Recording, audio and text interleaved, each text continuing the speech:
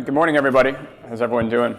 Well, I've got the pleasure of kicking off the App Promotion Summit and hopefully trying to keep you guys awake and engaged in addition to that cup of coffee. So let's dig right into it. Great, so I work for GP Bullhound. We're an investment bank headquartered out of London. We've got 9 offices around the globe. I'm a partner here in our San Francisco office, and I head up a practice that's pretty relevant to you guys called consumer subscription software. And so that is businesses that are charging consumers subscriptions monthly, annually, quarterly, in exchange for services, right? And these are all digital services, and so this is a practice we launched in 2018. It's very near and dear to my heart. If you guys haven't had a chance, we publish a research report every year, usually in September, and it comes out, and it's free available on our website. You can see all the past years out there. And so in addition, we're pretty active. We do quite a few podcasts, like the Revenue CAD podcast. We write articles in TechCrunch. And so just big believers in this consumer subscription software ecosystem. And so throughout the next 10 minutes, I'm going to just kind of walk you guys through what we view from a high level, what this ecosystem looks like. And so quickly jumping into it, so we do not build apps, right? We're an investment bank. We help apps graduate from being a 1-2 person company to graduating to raising venture capital.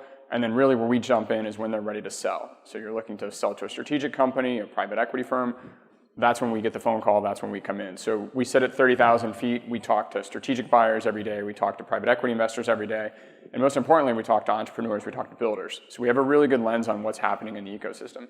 And so just a couple deals here. As you can see, we started doing, we're an investor as well, so GP Bullhound has a couple investment funds. So if you guys are familiar with FishBrain, it's a fishing app. We've been an investor in that for years. If anyone's a gamer, we're an investor in Discord, which makes most of its money through consumer subscription software. We're an investor of Vivino, which is a wine consumer subscription software business. And then where I spend most of my time is on deals, on transactions. So if anyone's a hiker, we sold All Trails in 2018 to Spectrum Equity. If anyone's trying to learn language, we sold Busu to Chegg just earlier this year. If anyone's a mountain biker, we sold Pink Bike to Outside. And so as you can see from that top row, we've got about 8 deals in the market right now. And so it is an incredibly active time for us. Even though there's all this doom and gloom that we'll talk about, buyers and sellers are very interested in kind of moving to the next chapter. So we've got a couple deals under offer that we're working through, and it should be really excited and getting announced quite shortly. So diving into this, right? Interest rates are rising, there's political strife, there's geopolitical problems, stock market's crashing. But to be honest, we've never been more excited about the consumer subscription software ecosystem than today, right? This is an amazing opportunity to be building in this market. And so as we think about this, right now there's over 5 billion users on the Apple and the Google ecosystems, right? You guys are literally building in the biggest consumer market that has ever existed. eBay, forget about it. Amazon, don't even count it. This is the biggest market out there right now. So you guys are targeting the deepest, most international market that exists. Right? And the best part is this market is getting better every single day, right? So consumers are now saying, hey, it's okay to pay for apps, right? When the App Store first launched, it had to be free, it was low quality, had ads. That is all drastically changing. And so we're very excited about those dynamics because it's really just making a better and more robust ecosystem. So you can't just have users, right? You have to think about, are there businesses there? So right now, there's probably close to 6 million apps across this ecosystem. This is growing by thousands every day. And so there's a host of different quality in here, but the reason this is growing so quickly is because, once again, the consumers that I mentioned are there, and more importantly, we're now using our phones for things every day that we never used them in the past. And so if you think about it, the average US consumer picks up their phone 100 times. All right, the average person uses 10 apps a day, 30 over a week. That is an amazing opportunity to get your business in front of someone on a day-to-day basis, a weekly basis, or just when they're doing their favorite hobby, like going surfing, learning languages. So this is a really interesting opportunity, and this is why we're so excited about it. So one stat that popped out this year, if some of you guys saw this, was that historically a lot of the revenue that came through the App Store was games, right? So single use, you're kind of doing pay to play, you're buying tickets, you're buying coins, you're getting upgrades. That's now changing, right? So right now, subscription revenue is starting to outperform games, and that includes single-time purchases, but subscriptions are making up the majority of this. We expect this to actually accelerate quite a bit. Right? We think gaming revenue will eventually hit a certain peak, but the apps that people are using day to day to enhance their lives will continue to grow, and those will be funded by subscriptions.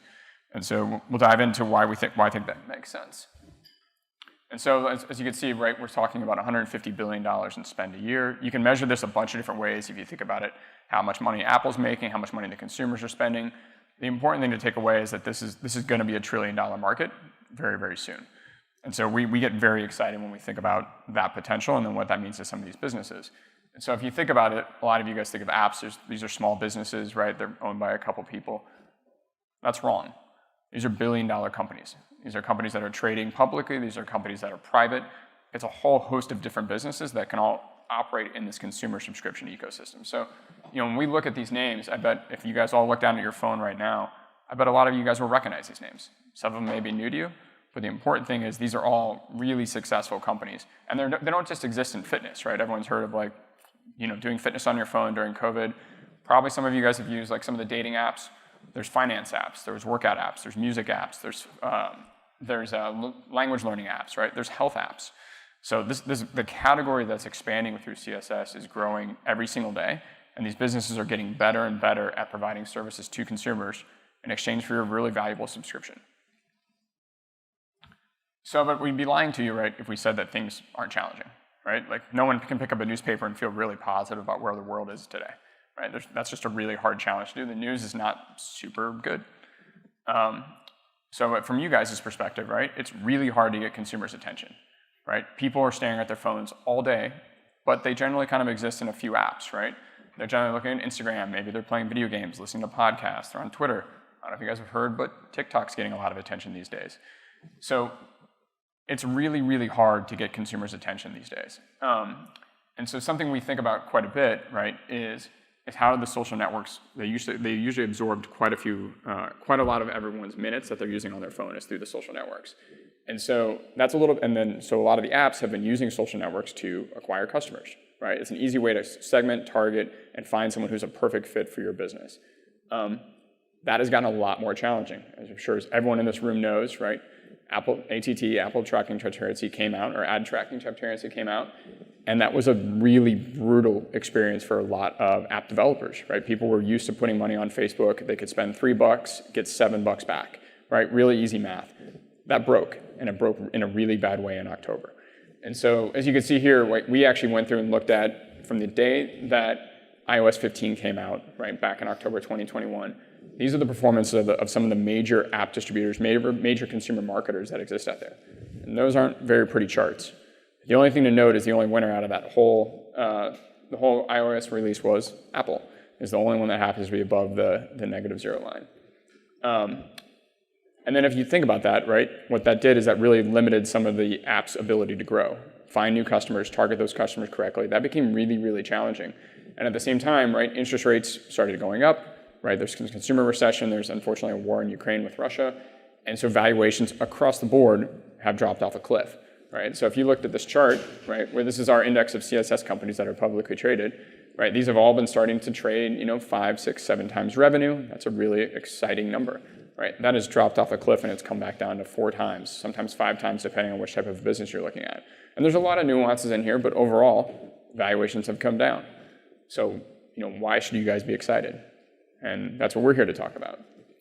So we think the relationship between entrepreneurs and their consumers historically had always been app-driven or ad-driven, right? You had to find a way to sell someone an ad or get them to do a one-time purchase for $2.99, $10.99 through the App Store, and that was it. That was the end of the relationship. That is now changing dramatically. And so what we get really excited about is we look at some of the service providers that are out there, we look at some of the investors that really understand this market, and they are building for consumers today all the time. And so I've never seen more innovative apps. Over the last couple of years, I saw a lot of Me Too apps, copycats, clones. Maybe they tweak something, change the color a little bit, and rolled the same thing out there. That is changing drastically. People are coming up with new ideas. They're coming up with new ways to approach consumers and get them excited about using an app. And so one of the examples of this, right, and you guys will hear from a lot of these people later today, like Revenue Cat, Branch. These are companies that are now built to help app developers win, right? They're taking a lot of the stuff off your plate. They're removing some of the work you guys previously had to do, and they're making it API-driven. So this ecosystem of what I would call supporting CAS is getting deeper and deeper. And for you guys, that's extremely exciting because it's going to make your job even better, and you can focus on delivering the content that consumers really want. So people ask all the time, how should I sell my business? What do buyers care about?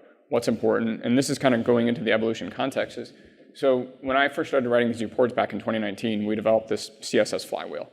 And so the way we think about this is every app developer, every consumer subscription software company should think about these 6 categories, and they all drive towards that category at the top, which is that really valuable recurring revenue.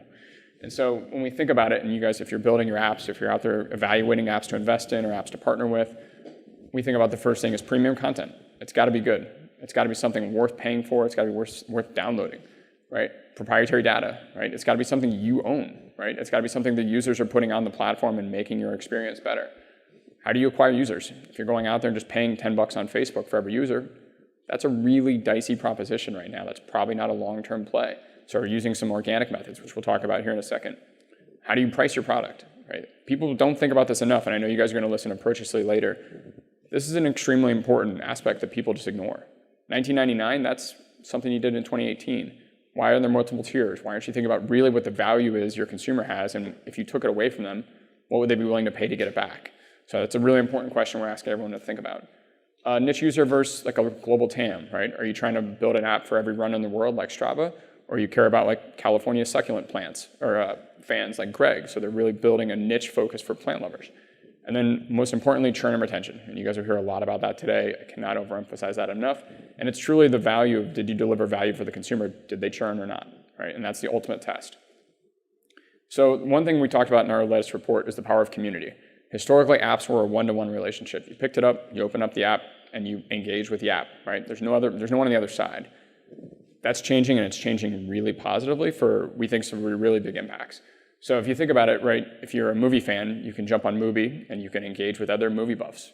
That's an amazing experience. That'll make you really likely to want to come back, right? If you're a fisherman, you can jump on FishBrain and you can post photos of every fish you want that no one else wants to see on Facebook, right? That's a great network for you, right? If you're a gamer or maybe intro in cryptocurrency, Discord's the place to be. You open that app up and you immediately find like-minded people to talk with. And so if you're a new mom, WeMom is an amazing community of people that you've probably never met but have the exact same problems you do. And now all of a sudden you've opened up an app and you've entered a community versus entering a one-to-one relationship. We think this is going to be a big driver of some huge businesses in the future. Next one we talked about, as I mentioned, a lot of this ecosystem was funded through advertising on social networks, specifically Facebook, Instagram.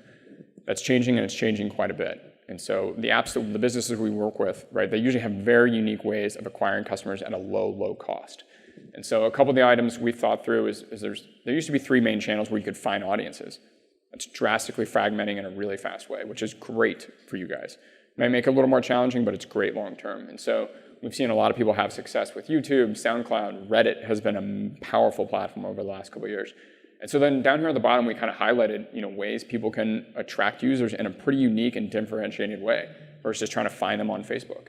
So, if you look at, I mentioned Mubi and Greg already, but think about if any of you guys are surfers here, there's a business called Surfline. They've got cameras set up at every major beach around the world, and you can go there and look on that camera at any time and see how the waves are. That's a powerful data moat that no one else can beat, and people will talk about that. Right? If you think about free trials, All Trails, Pink Bike, they get you to use it, test it out, see how your experience was. If it's an amazing experience, you subscribe. That is a really powerful tool. Power users. One of my favorite businesses is Quizlet, which does education content. So if you post content on there, you get a lot of information back. So you can learn really efficiently through that platform. RV Life is another great platform where if you post content out there, you all of a sudden continue to gain fans, you become a leader in that community. That's a really important position in life for a lot of people. And then obviously content. I guarantee everyone in this room probably subscribes to at least 2 of those in the bottom. It's an expensive game, but listen, it does work. Those are billion-dollar companies for a reason. This is something we talked about in our last report, but it's becoming more and more important every day. A lot of apps used to focus on vanity metrics. Users, how many people do you got? How many people are opening your app? How many downloads do you have? We argue that's probably the wrong focus. Right, so we did a deep dive into a lot of our clients and tried to decide why were they successful. And the analogy we came back with is kind of like a tourist versus a local. Right, so tourists are the ones that come in, they open the store, they shop around, and they leave. And that's okay, right? That's not a bad thing that happens. But if you're building your business for the long term, you should be focusing on locals. What do they care about? What do they need? What do they use? Right, what gets them to stay around? Right, so that the locals might only be 10% of your user base, but they might be 90% of your revenue. So we encourage you to really think about that as you're kind of evaluating building your product. This one's going to be interesting. Web3 is absolutely something we're keeping an eye on. Now, we've seen a lot of smoke, a lot of mirrors, a lot of flash fires, but Haven't seen, and there's been some really lucrative businesses that have been built. Nothing that's known the test of time yet, but talk to me next year. I bet that'll be a very different answer. But we think the fact that people can now start using Web3 to offer memberships to people, you can now sell your membership back to someone else. Those are going to be really powerful features that we believe other people are going to build into their apps and create some pretty interesting products. So then a lot of people ask us, what do we look for, right? We're the banker. We come in. We want to evaluate your business in numbers, dollars, cents, KPIs. And so a lot of the time we spend with our clients, right, is what are your numbers? And so if someone asks, like, what are the 6 numbers we usually look for, right? It's how fast you're growing, right? Are you getting new users, right? What are your gross margins? Do you pay a ton for content, or are your users contributing to content? That's a phenomenal, that's 2 very different dynamics. LTV to CAC, I know you guys are going to spend a lot of time on that later today, so I won't belabor that. And then free to paid conversion rate is the next one I focus on, right? That's a really important one for people that are focusing on downloads and then getting those people to subscribe. And so a couple things just to think through as we're almost to the end of this. Everyone focuses on numbers. I could not stress enough how important compliance is, regulatory compliance, employment compliance, making sure all your documents are in order. Like, really track this stuff. It's easy to get lost in the mix as you're trying to just build. But I cannot stress how often we've had deals get tripped up around tax issues. They get tripped up around employment issues. And definitely on the privacy side. The definition of what is healthcare information is changing every minute in different geographies. So it's really important to understand where your users are and what those regulations are in those industries. Just a little bit about us. I think I've talked enough. So if you want to download our report, here's the QR code. It's free. We've got all the past ones on there. So feel free to ask questions. My email is up there. I'm pretty active on Twitter, for better or worse. Feel free to reach out. We love talking to entrepreneurs. We love talking to builders. And so if anyone has any questions, we'll be around after this.